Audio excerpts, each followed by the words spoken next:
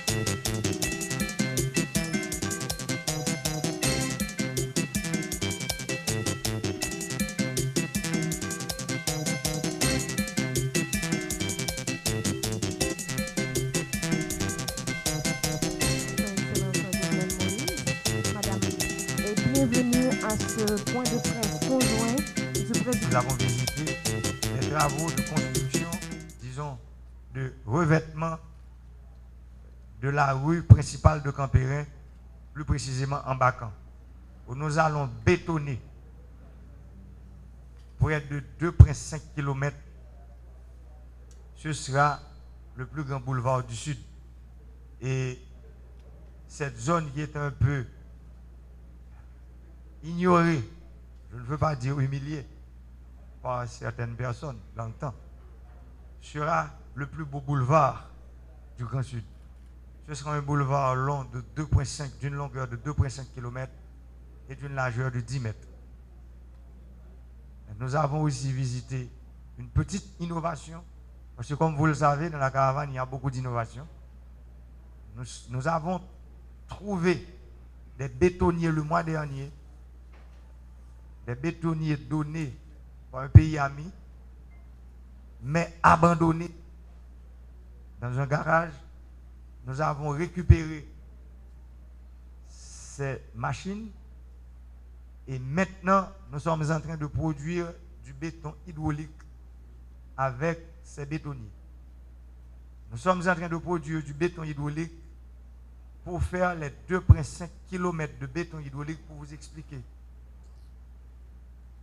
La différence qu'il y a entre l'asphalte, qui est le béton bitumineux, c'est ce que vous voyez que nous avons fait sur la ville d'Ekaï, sur la route qui conduit vers Campérin aussi. Mais la ville de Campérin, nous sommes en train de mettre du béton hydraulique. Cela veut dire le béton que vous connaissez tous. Nous sommes en train de mettre ce béton. Pourquoi? C'est parce que c'est une ville qui reçoit beaucoup d'eau. C'est pour ça que nous sommes bien obligés de faire toute cette route en béton hydraulique. Je remercie la présence de Mme Mohamed parce que le pays qui se trouve aujourd'hui sous un nouveau leadership, Mme Ahmed a bien compris qu'Haïti a besoin d'une autre forme de coopération aujourd'hui. Je remercie Mme Suzanne qui est avec elle, toute la délégation d'ailleurs. Et nous avons aussi parlé du financement. Je parle du fonds pour l'éradication du choléra. Nous sommes en train de réfléchir pour trouver une forme de financement innovante pour permettre à la population haïtienne, pour permettre à toutes les victimes du choléra, je dirais, les Haïtiens qui habitent sur ces 27 750 km² d'Haïti. Nous sommes en train de travailler avec les Nations Unies pour trouver une formule innovante afin de financer les infrastructures hydrauliques et sanitaires à travers le pays. Parce que éradiquer le choléra, ce n'est pas de donner de l'argent aux gens seulement. Ce n'est pas ça. Ce n'est pas de donner des vaccins aux gens. Ce n'est pas ça. Mais éradiquer le choléra, c'est augmenter notre capacité en matière d'accessibilité à l'eau potable, en matière d'accessibilité aux blocs sanitaires, parce que un pays qui se respecte, comme je lors de mon discours du 1er mai de cette année, je ne veux pas de latrine dans le pays. Je ne veux pas de latrine dans ce pays. Maintenant, je pense que le message est clair et les Nations Unies ont bien compris et nous allons faire un beau mariage pour travailler ensemble pour qu'enfin Haïti, qui est membre fondateur des Nations Unies, puisse travailler pour apporter une solution durable à ce problème de choléra. We moved from the visit in Saint Michel to come down to join your caravan changement. And I think this has been what has impressed us, because we are convinced, yes, we will do the work to get behind Haiti, to turn every stone till we find zero transmission.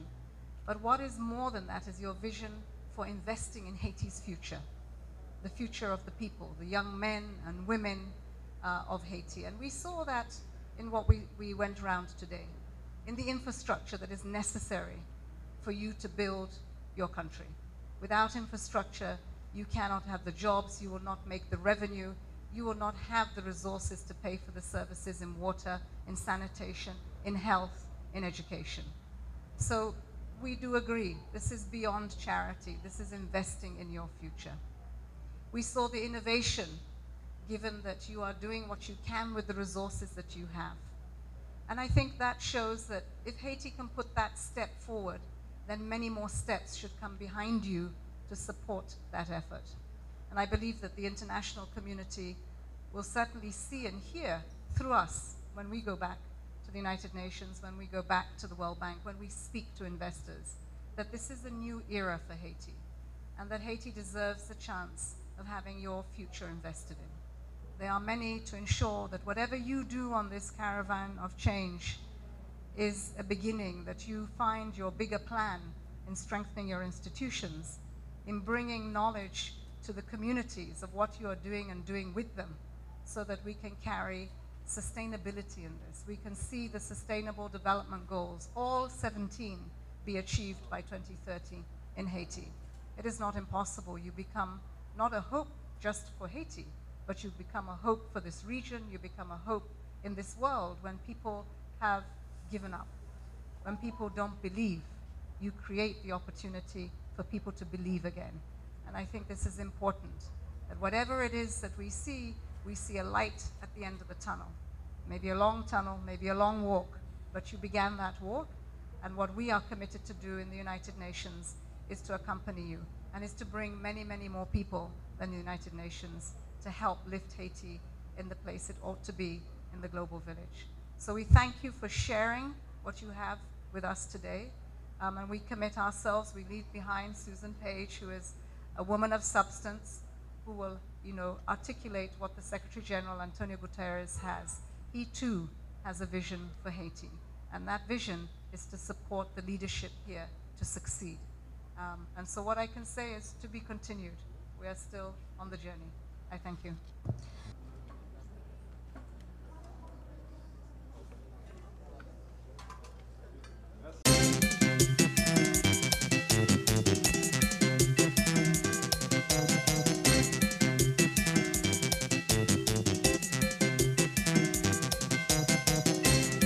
So we have a way to go. But ladies and gentlemen, thank you very much. I want to begin by thanking the President, the Prime Minister, many government officials we met, but especially the communities, the heroes that we saw working at the front line in the communities that we went to, many from civil society, and a special place for the victims of cholera that we had time to speak with and to hear from them directly their concerns, their aspirations. This visit is about the Secretary General's reaffirmation of the importance of Haiti to the United Nations. It comes when there is a new era of new leadership at the United Nations, in Haiti, in the government, and also in the United Nations. It's important that we acknowledge the work that has been done, albeit we may have fallen short. Certainly we have seen efforts that have been made that have yielded results such that we have a 99% reduction in the transmission of cholera. And I think the people of Haiti, the United Nations, the partners that we've had, have all had a big role to play in this and should be congratulated. Having said that, the glass is half full, and the other half we must fill.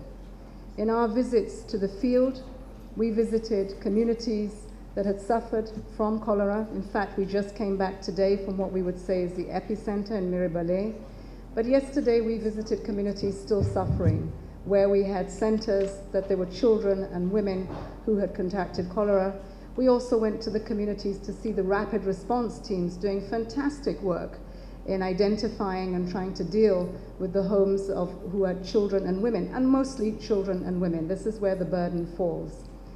Lucky enough to meet 1 or 2 children that have recovered, and there may be many that don't, and that's where our hearts are heavy and we have to do something about it. Today's discussion, as we spoke about cholera, was about people being fatigued, being tired about when would the United Nations come and deal with the end, zero transmission of cholera. And while we acknowledge it's taken a long time, we also know that there are lessons to learn, and that it's never too late, because every one life matters.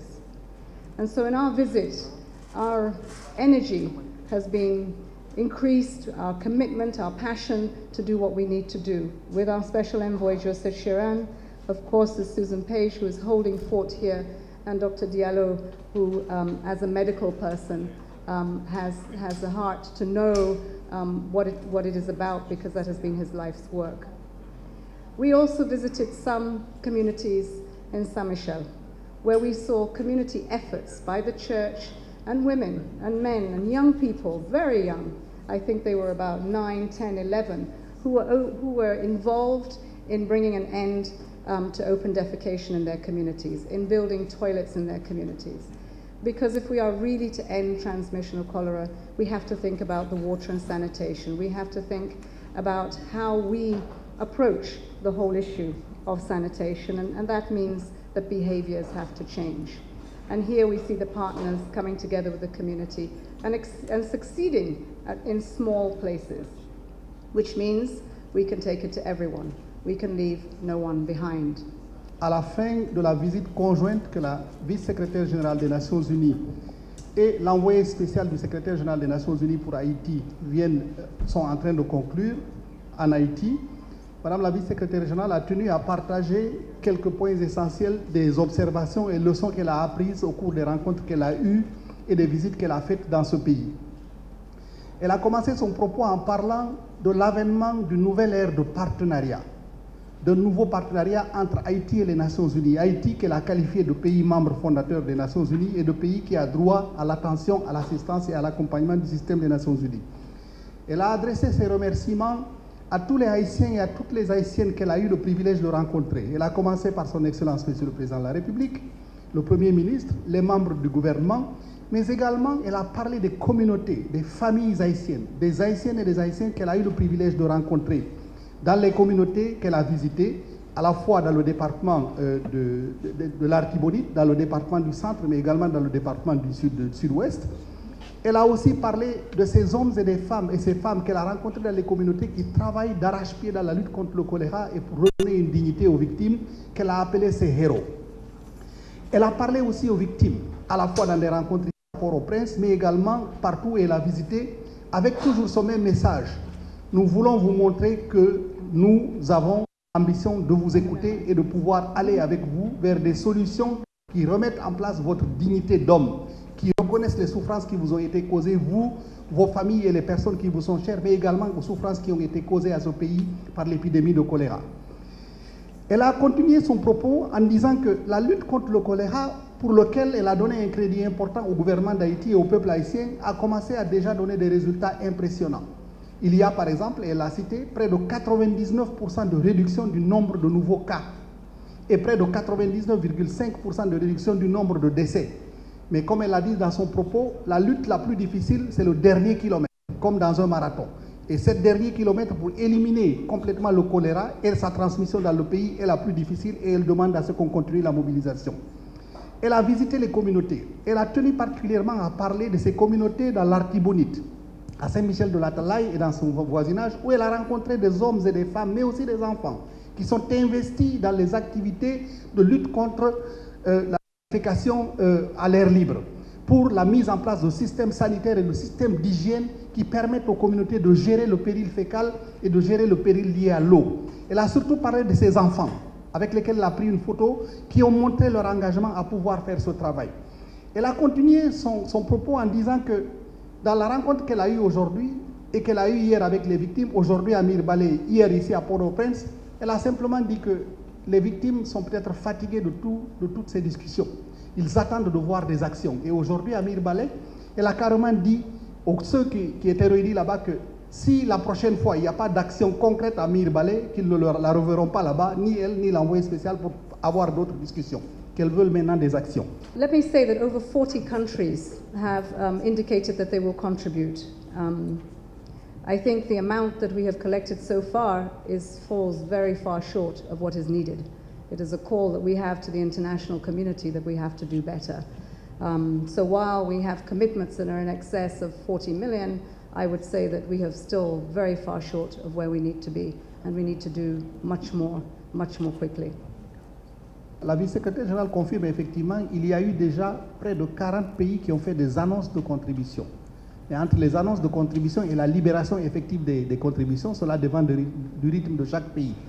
Mais sa conclusion, c'est de dire effectivement ce qui a été recueilli est encore en deçà de nos attentes et en deçà des ambitions que nous avons pour cette collecte de fonds.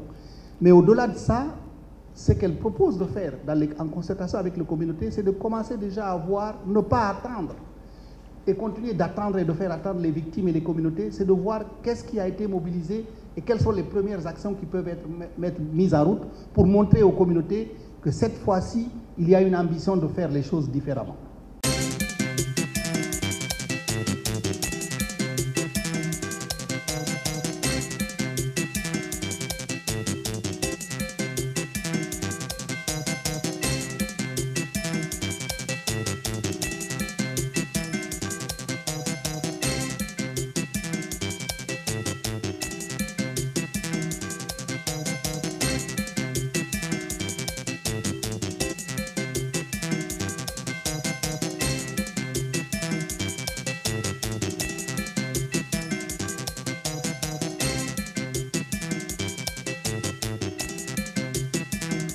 Haïti, encore une fois, est en train de faire l'histoire à travers la tenue de ce 3e forum de l'Amérique latine et des Caraïbes sur le VIH-Sida.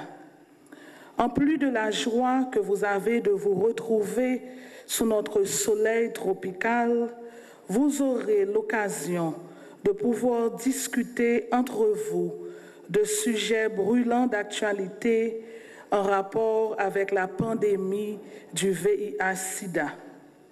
Pendant les 3 prochaines journées, les discussions vont être animées et j'espère que les fruits de vos réflexions seront à la dimension des attentes de ces milliers de patients de notre région frappés par cette maladie.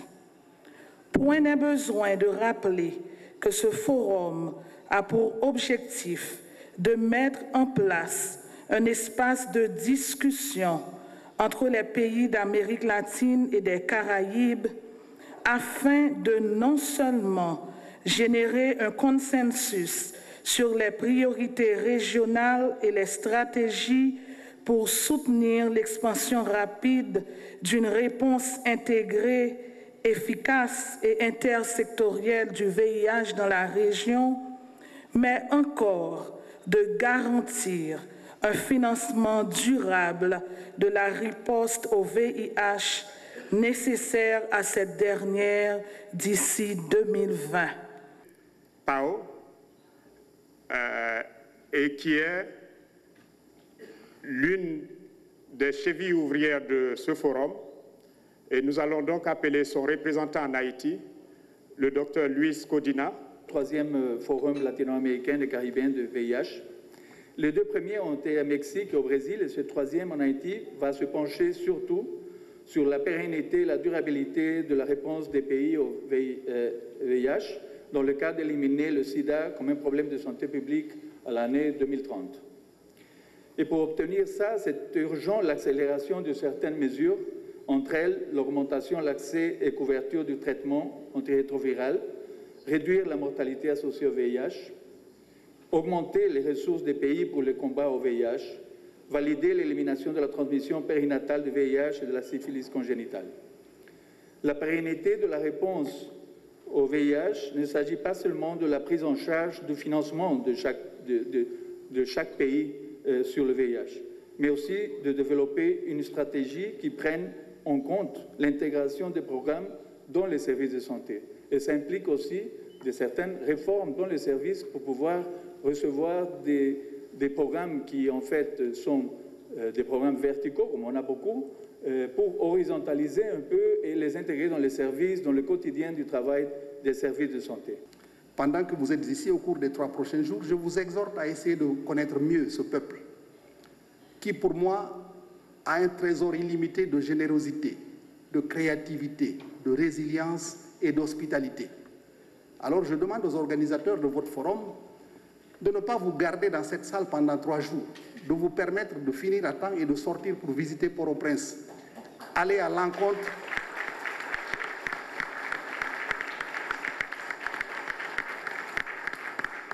visiter Port-au-Prince, dis-je, et aller à l'encontre des Haïtiennes et des Haïtiens qui travaillent au quotidien pour essayer de gagner leur vie et de pouvoir soutenir leur famille. Et en allant à leur rencontre, je vous demande spécialement de faire 2 choses. Allez manger la cuisine haïtienne, faite de recettes centenaires que les grands-mères et les mamans de ce pays ont continué de raffiner pendant des années et qui sont faits avec des produits locaux frais et biologiques. Et ensuite, deuxième chose que je vous demande de faire, allez visiter les artistes haïtiens et haïtiennes. Et s'il vous plaît, s'il vous avez de l'argent, achetez des toiles et achetez des œuvres d'art pour encourager les Haïtiennes et les Haïtiens. Ceci est un bon investissement. Il est essentiel que les populations aient accès à la gamme complète des options de prévention du VIH afin qu'elles puissent se protéger. Pour un effet optimal des financements, il faut orienter les démarches par zone géographique et par population afin d'atteindre les personnes les plus exposées avec des options de prévention combinées tenant compte du cadre de vie et de l'activité professionnelle. L'administration Moïse Lafontaine réitère son engagement à œuvrer pour une riposte efficace et efficiente à l'épidémie du VIH dans notre pays. Des efforts seront fournis en vue de la poursuite des initiatives visant à mobiliser les ressources aussi bien internes qu'externes en faveur de la lutte contre le sida. Mesdames et messieurs les experts, Madame la Première Dame de Belize, honorables invités, Mesdames et Messieurs, qu'il me soit permis de remercier les organisateurs pour avoir autorisé la tenue de cet atelier en Haïti et nous offrir sa caution morale, matérialisée par la présence de plusieurs hauts dignitaires à nos côtés, notamment, je veux citer la Première Dame de Belize qui a fait le déplacement, la Première Dame d'Haïti, Madame Martine Moïse, qui a dû répondre à une obligation pour laquelle elle s'y était déjà engagée, m'a prié de vous saluer tous et d'en profiter pour vous assurer de son soutien à cette activité, mais aussi de son intérêt particulier pour le secteur santé. C'est justement pourquoi, et pour le prouver, qu'elle accepta récemment le rôle de président du CCM Haïti, rôle qui lui permettra d'être encore plus proche de vous dans la réponse aux maladies suivantes, VIH, sida, tuberculose et malaria. Un remerciement spécial à l'ONU-SIDA et toutes les autres institutions régionales qui encouragent et accompagnent ce processus dès le début et qui continuent avec la même détermination. Quant à vous tous ici présents, de nombreux défis nous attendent pour une amélioration de la qualité de vie de nos concitoyens vivant avec le VIH. Donnons les informations justes et utiles pour une meilleure observance des droits de l'homme, indispensable à l'amélioration de la qualité de vie et du bien-être de la personne humaine.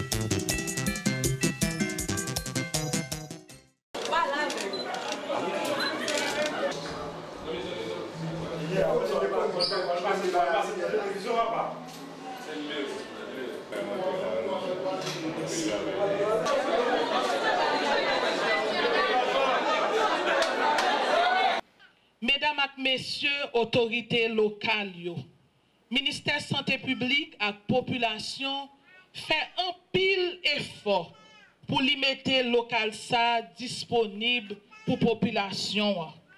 Grâce à ce support député, nous comprenons qu'il était urgent pour nous l'ouvrir maternité ça. Maternité ça a aidé femmes par bord ici à coucher dans le pays sans yo pas traverser frontières pour yo aller kay voisin.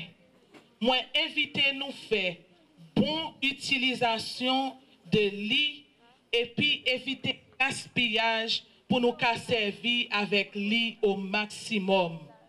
Moi demander vigilance nous pour nous kembe li propre pour local l'arrêter en bon état parce que c'est un problème qui gagne en Haïti ou inaugurer maternité ou by tout équipement et leur tourner après 2-3 mois tout équipement disparaît maternité en salle.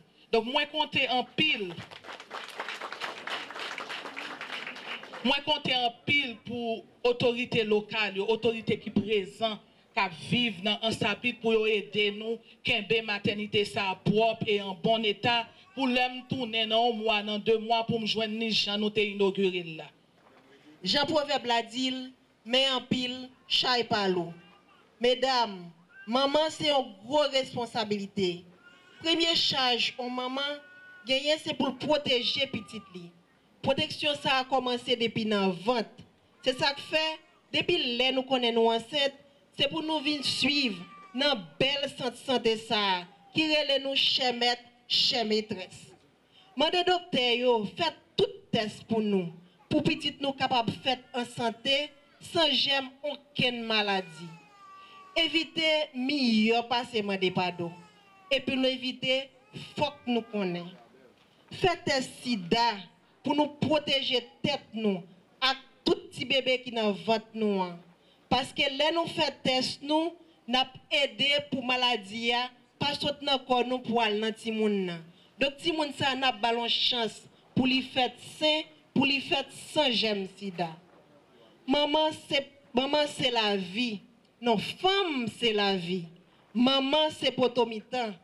M'a continuer travail sans camper pour nous toutes mesdames moyo capable joindre on la vie meilleure que n'a cherché et que président Jovenel a bataille sans prendre souffle pour l'offrir nous.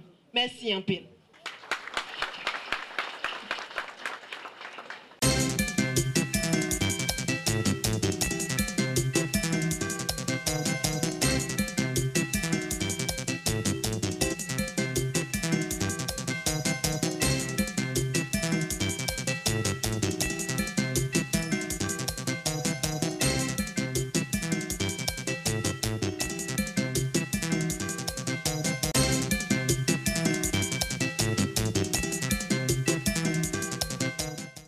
Ministère, il doit pour répondre à une triple exigence.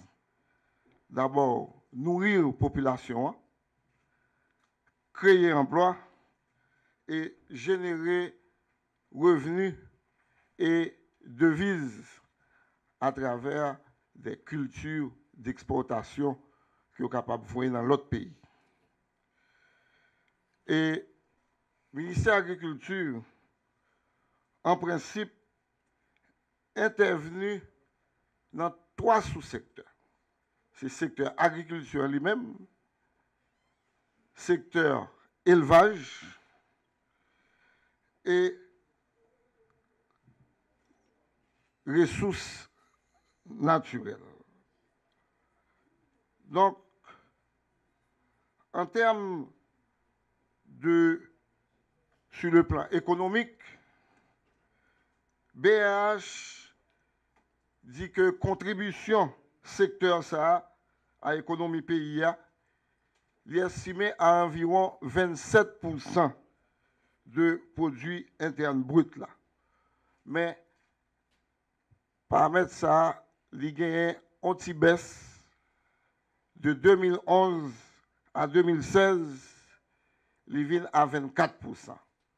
Ça qui vient représenter diminution, ça, un challenge pour le ministère pour nous voir si nous remonté la contribution secteur. Mais malgré tout, il est toujours représenté en force en ce qui a trait à la création d'emplois, puisque 45% de l'emploi à travers tout le pays est sorti de secteur. Et particulièrement 63% dans la zone rurale. Donc, selon toujours BRH, taux de croissance secteur, il était 3% pour l'exercice 2015-2016, alors que croissance globale économie était de l'ordre de 1,5%.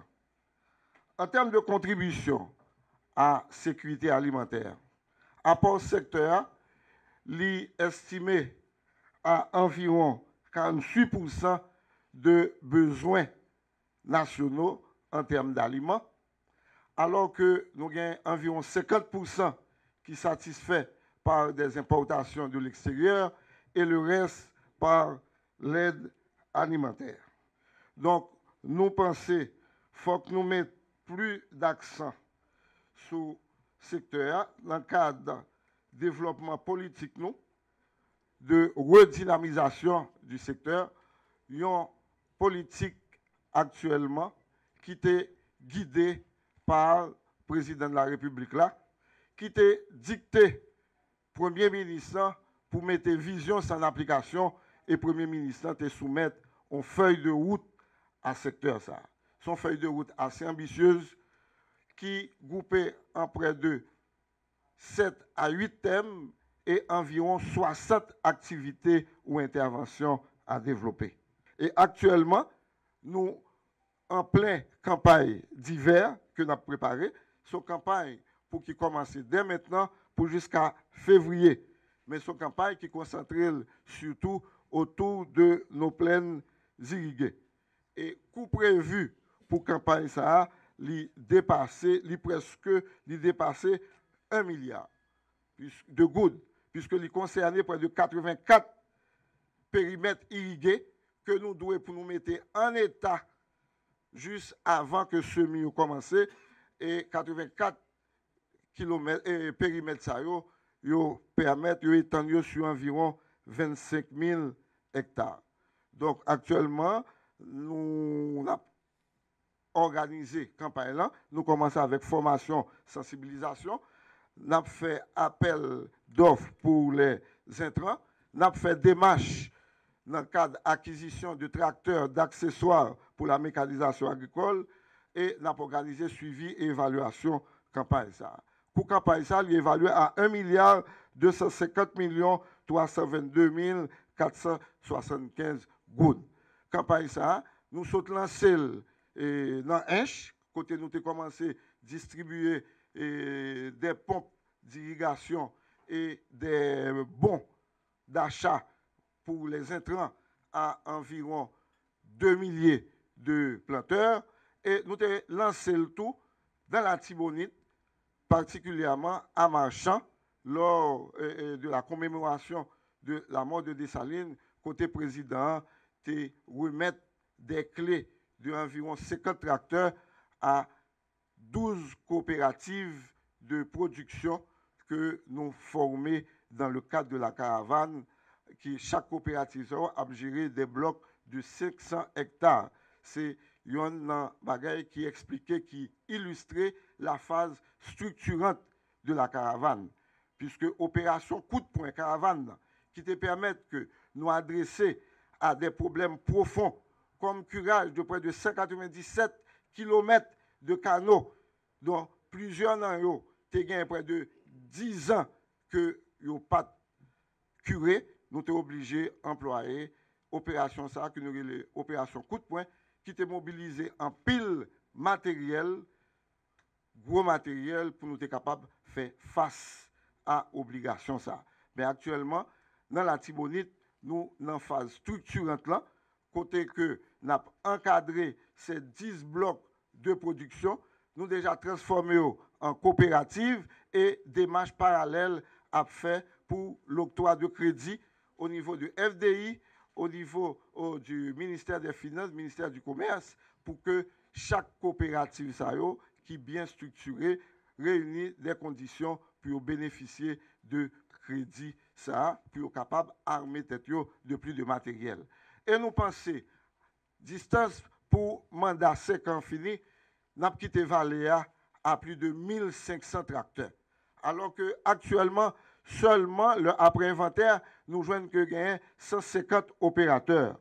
Donc, nous possédons à l'école moyenne de formation en mécanisation agricole et en entretien que nous pourrons mettre au niveau de Pont-Benoît et au niveau de l'école moyenne d'agriculture de la vallée de la Tibonite. Ça pourra permettre que nous absorbions environ 3000 jeunes à raison de 150 par session de formation, ce que nous avons quitté.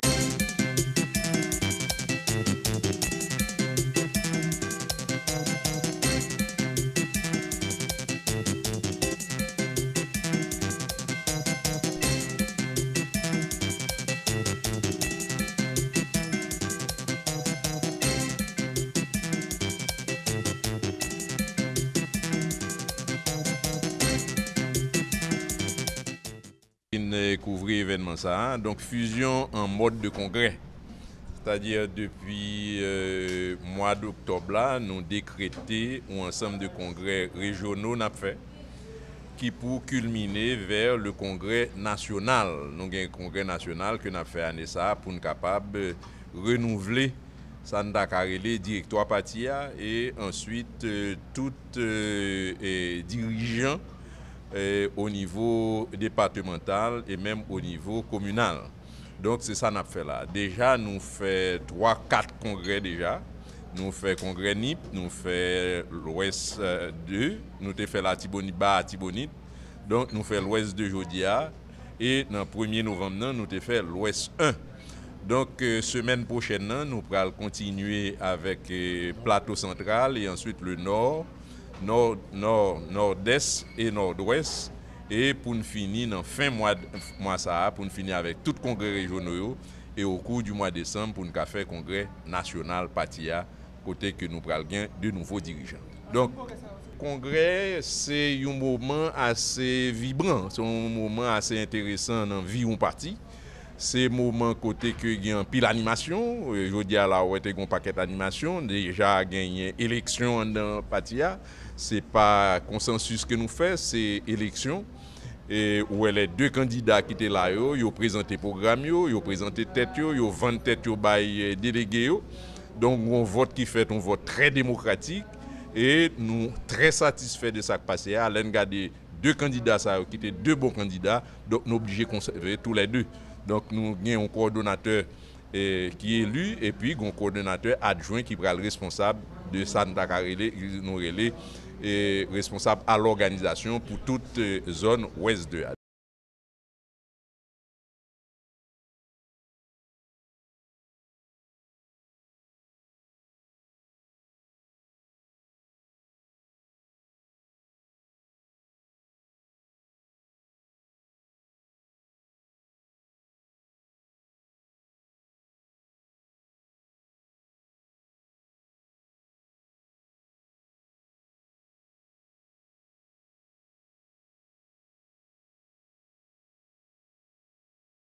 Novembre 1995, EMA existait.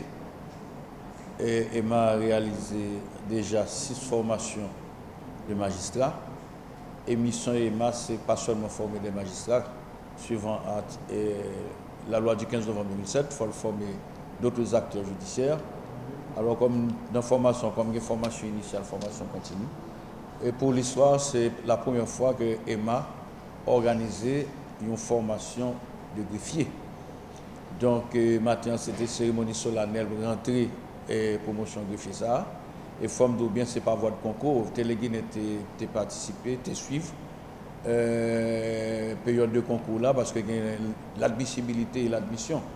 Et 40 et monde qui réussit au matin à rentrer l'école de la magistrature dans une cérémonie officielle où nous réalisons la présence du président du CSPJ, en présence du représentant du ministre de la Justice, parce que le ministre de la Justice a été représenté par le directeur affaires judiciaires là, et en présence d'autres amis. C'est une très grande cérémonie où 40 élèves greffiers et après, immédiatement après, tu as un vin d'honneur qui était dans la cafétéria. Donc en gros, c'est comme ça va passer. Il y a un métier magistrat, il y a un métier greffier. Et mission de l'école là, c'est rentrer dans une dynamique et c'est savoir-être et savoir-faire. Savoir-être, il faut son bon magistrat, un bon greffier, mais savoir-faire là, il faut que son greffier qui est apte à remplir fonction. Donc, ce n'est pas n'importe comment rentrer dans la profession, comprenez? Et c'est pourquoi, fonction publique qu'on y a là, l'État dit pour rentrer dans la fonction publique là, il faut passer par votre concours. Et loi sur l'école de la magistrature, ce n'est pas au concours rentrer là-dedans. Donc, nous voulons revaloriser le métier. Revaloriser parce que là, ce n'est pas le monde qui peut aller parachuter rentrer. Nous allons renforcer non seulement la capacité, tout ça dans le système qui remplit les conditions, et nous allons intégrer tout le monde qui est formé pour nous renforcer. C'est certain qu'il y a des greffiers qui gagnent. Je dis pas un greffier qui a 48 ans à fonctionner comme greffier. Il y a un greffier qui a 84 années d'âge. Et il y a près de 53 ans depuis qu'il a fonctionné comme greffier. Donc, greffier, qui est des hommes de valeur, il faut qu'au moins, les gens qui assurent la relève, il faut aussi des valeurs. Donc, c'est pourquoi nous rentrons dans une dynamique pour nous renfermer dans la loi 15 novembre 2007 là, et dans le décret 22 août 1995 là tout, qui dit pour mon greffier, faut son licencié en droit pour entrer dans le cour d'appel, cour de cassation, tribunal de sanction, faut licencier en droit. Donc nous organisons le concours là, et ça t'a étonné, monsieur Sao, il a étonné nous puisque tellement compétent, il a tellement passé brillamment le concours là. Donc c'est certain. C'est ça nous espérer que les intégrer le système, nous parlons de véritables professionnels, de véritables greffiers qui comptent métier greffier. Et ceci fait nous bien. Dans le pays francophone, je prends la France par exemple, ils fait greffier à mettre c'est pour greffier à rendre compte que c'est le travail avec magistrat, c'est bras droit magistrat. Si greffier c'est en contact avec la société. Donc, il faut greffier un conseil de notions, il faut le connaître. Et greffier, longtemps, on te dit, qu'on qualifie greffier de teneur de plume. Qu'on a greffier moderne, ce n'est pas seulement teneur de plume, non. Il y a un computer, il parle langue, écrit langue, tout. Donc, il y a des procédures et tout. Donc, c'est ça que fait, nous voulons, comme l'école a ses missions, intégrer dans le système, renforcer le système, renforcer l'institution, comme c'est l'État. C'est l'État, au sein du président, a déclaré et péremptoirement dans le discours, lui-même est là pour venir renforcer l'institution et l'école magistrature était déjà dans la mission ça, là travaille pour renforcer l'institution et le ministère de la Justice qui appuyait l'initiative ça parce que là l'école là a 22 ans et c'est la première fois là organiser une formation initiale pilote de greffier. Nous allons ouvrir classe pour huissier, nous allons former huissier et tout parce que le système a besoin de ça.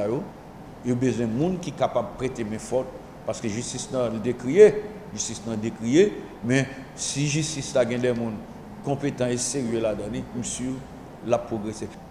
Le ministère de la Justice, comme vous le savez, est administré par le magistrat Eidi Fortuné. Effectivement, c'est quelqu'un qui est viscéralement attaché à la cause de la justice, donc de la magistrature, et en ce sens, il était question pour lui de faire en sorte qu'on essaie de professionnaliser certaines professions judiciaires et c'était le cas logiquement pour les greffiers dans le cadre de la cérémonie inaugurale d'aujourd'hui devant permettre qu'une quarantaine d'élèves greffières et greffiers soient formés pour les 6 mois à venir au sein de l'école de la magistrature. Donc notre implication à ce niveau, c'était de faire en sorte que toutes les formalités soient remplies pour qu'effectivement qu'on démarre avec la formation initiale et c'est une formation pilote aussi qui démarre dès cette semaine. Donc on est conscient des lacunes et de certaines critiques qui sont portées sur la qualité du travail qu'offrent certains acteurs judiciaires. C'est dans ce sens que le ministre Eidi Fortuné ainsi que le directeur général de l'école de la magistrature qui avait reçu les instructions du ministre, c'est ainsi qu'ils ont fait en sorte que ce rêve devienne une réalité à travers cette cérémonie inaugurale.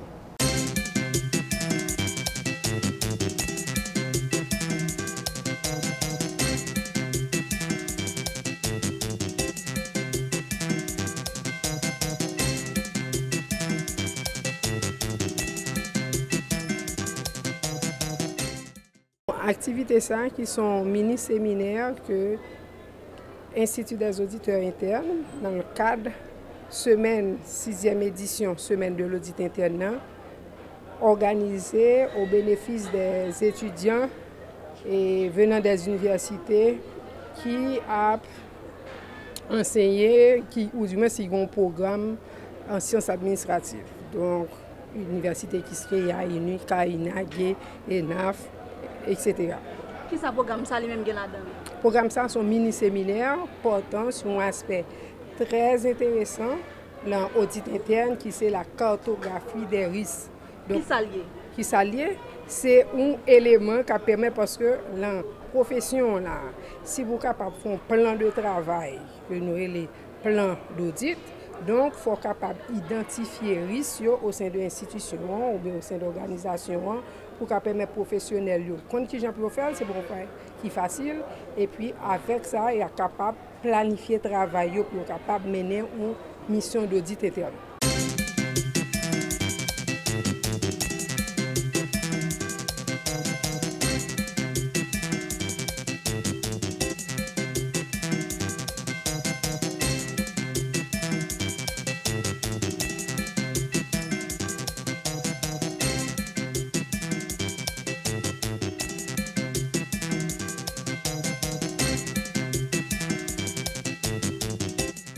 Ah, service ça va mon bon côté même non parce que chaque 8 jours on monte séance.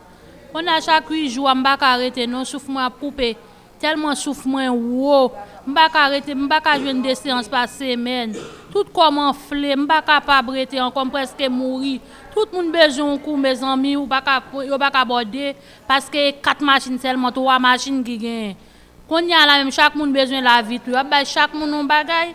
Qu'on a obligé à pas faire 2 séances par semaine non. Le président Jovenel ouais ça l'a fait pour nous parce que le peuple a mouru a fait dialyse ça. A fait dialyse ça ne pas supporter encore. Et pas faute docteur, pas faute mission yo. Yo te ka faire pour nous pas de machine. Faire un gens pour nous autres Jérémy. Vinn l'hôpital Port-au-Prince m'tande dialyse, on bagage dialyse. Première fois m'tande bagage dialyse ça. Cathéter en coum, m'pa ka marcher, presque mourir. Président Jovenel peuple grandance c'est vote en pile mais voyez machine dans grandance pour ma jeune petite moi Jérémy Port-au-Prince m'pa connait aucun monde Port-au-Prince là pour me faire dialyse à faut manger m'pa gain l'argent m'pa rien et quand on monde fait à descendre ouais ça va faire pour nous bon juste le service dialyse là juste pas tellement fonctionner normal parce que nous avons problème machine pour nous fonctionner normal juste nous t'aimer pour nous ça fait tout moyen possible pour nous faire nous joindre quelques machines là pour nous capable dialyser pour nous joindre soin normal non juste à cause des machines nous pas joindre soin normal non juste n'a demandé président juste pour le faire tout moyen possible pour nous pour créer tout moyen pour voir quelques machines pour nous dialyser normal. Combien de fois tu as supposé dialyser chaque semaine? Juste nous sommes supposé dialyser chaque semaine 3 fois par semaine. Mais il y a parfois nous dialyser une seule fois, il y a parfois nous fait que n'importe 8 jours 12 jours nous pas dialyser à cause des machines. Juste si des machines nous pour nous même santé nous est normal mais à cause pas de moyen possible pour nous pour santé nous normal à cause des machines juste nous d'arrêter pour nous faire tout moyen possible pour nous joindre quelques machines ici là pour nous dialyser. Nous pas sorti non bien nous pieds nous enflé juste nous pieds nous enflé, nous presque décomposé à cause de dialyse ou pas dialysé. Bon, message tout à pour responsable juste notamment pour créer tout moyen possible pour nous presser pour être capable de voir quelques machines pour nous ici là pour nous capable dialyser. Le nombre de patients pour nous dialyser par jour là, donc il vient avoir un impact sur lui parce que normalement le dialyser 4 le matin, 4 l'après-midi. Donc, si le nombre de machines est en panne, donc nous ne pouvons pas prendre le nombre nous voulons chaque jour. Mais nous avons espoir parce que nous avons 2 lots qui sont en réparation. Depuis dimanche dernier, finalement, ils ont dit que c'est aujourd'hui à la côté. Maintenant, nous refaire réquisition parce que réquisition de 8 semaines que nous avons fait au début du mois de septembre. Donc, il fait arriver dans la phase d'épuiser. Nous renouvelons depuis vendredi. Donc nous voyons dans le ministère de la Santé publique. Donc nous avons gardé espoir que la maladie va continuer à joindre soin. Bon, nous n'avons pas qu'à fonctionner à capacité maximale non, parce que c'est comme si une machine, il y a des jours, on ne connaît que la machine n'a pas tombé en panne. Si il y a une variation courant électrique, il y a des pièces qui sautent, donc ça a un impact sur le fonctionnement de la machine. Normalement, condition idéale, okay, c'est que chaque patient a 3 séances de dialyse par semaine. Donc pour le moment, avec nombre réduit appareil, nous n'avons pas qu'à faire ça. Donc il y a des malades qui gagnent 1 à 2 séances. Mais c'est pour ça que je vais profiter de Téléguinée, de l'antenne, pour me conseiller, faire davantage de messages de prévention. Parce que l'insuffisance rénale, là, sont causes qui balent. On connaît des maladies de tension, des maladies de sucre. Donc il faut que pas tant dans la phase finale. Là. Okay? Il faut consulter le docteur plus souvent pour prendre des médicaments régulièrement et surtout contrôler le régime. Parce que l'insuffisance rénale là sont causes qui baillent. D'autres facteurs de risque qui doivent occasionner insuffisance. Comment malade arriver dans l'insuffisance rénale. L'homme arrivé dans la direction exécutive, là, il dit en 2016, le ministère a été 4 appareils. 9. Mais pour le moment là, que je viens là, nous recevons en don 2 appareils, mais ce n'est pas appareil 9. Il y a un appareil 2016 qui est tombé en panne. Mais 2 appareils qui ont été faits par nous, ils n'ont pas marché, ils ont rangé partiellement une question de calibrage que fait qu'un fournisseur. Malade qui souffre